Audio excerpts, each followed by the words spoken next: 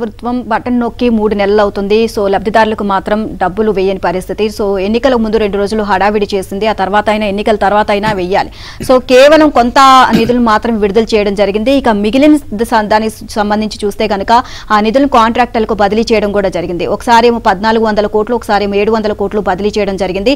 So పేదల పైన కపట ప్రేమ చూపిస్తూ ఈ విధంగా వ్యవహరిస్తున్నారు కావాలని. ఇంకా మళ్ళీ నెక్స్ట్ ఇంకా వైసీపీ రాదు, కాంట్రాక్టర్లకు డబ్బులు ఇవ్వకపోతే కష్టం అని చెప్పేసి పేదలకైనా ఆపేసి కాంట్రాక్టర్లకు వాళ్ళ అనుయాయులకు ఇవ్వాలి అని చెప్పి ఆలోచనలో ఉంది వైసీపీ. దీనికి సంబంధించి కూడా ఎక్కడికక్కడ కార్యాచరణ అయితే సిద్ధం చేసేసింది, నిధులు కూడా విడుదల చేసేస్తుంది.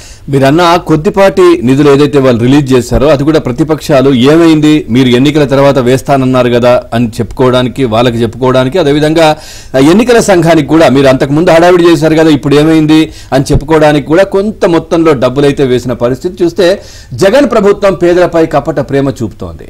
సంక్షేమ పథకాలకు జగన్ బటన్ నొక్కి 2-3 నెలలైనా ఇప్పటికీ పేదల ఖాతాలో డబ్బులు జమ చేయని ప్రభుత్వం కాంట్రాక్టర్లకు మాత్రం వేల కోట్లు కుమ్మరిస్తోంది. ఈ నెల 15వ తేదీన కాంట్రాక్టర్లకు 1400 కోట్లు చెల్లించగా 16న మరో 700 కోట్లు చెల్లించారు. జగన్ ఎప్పుడో బటన్ నొక్కిన కళ్యాణమస్తు, షాదీ తోఫా, చేయూత, ఇన్పుట్ సబ్సిడీ, ఈబీసీ నేస్తం పథకాలకు ఇప్పటి వరకు పైసా కూడా విడుదల చేయలేదు. ఈ పథకాలకు బటన్ నొక్కిన తర్వాత ఒక్క మార్చి నెలలోనే కాంట్రాక్టర్లకు 25,000 కోట్ల బిల్లుల రూపంలో చెల్లించారు. ఆసరా, విద్యా దీవెనతో సహా 6 పథకాలకు చెల్లించాల్సిన 14,165 కోట్లు మాత్రమే.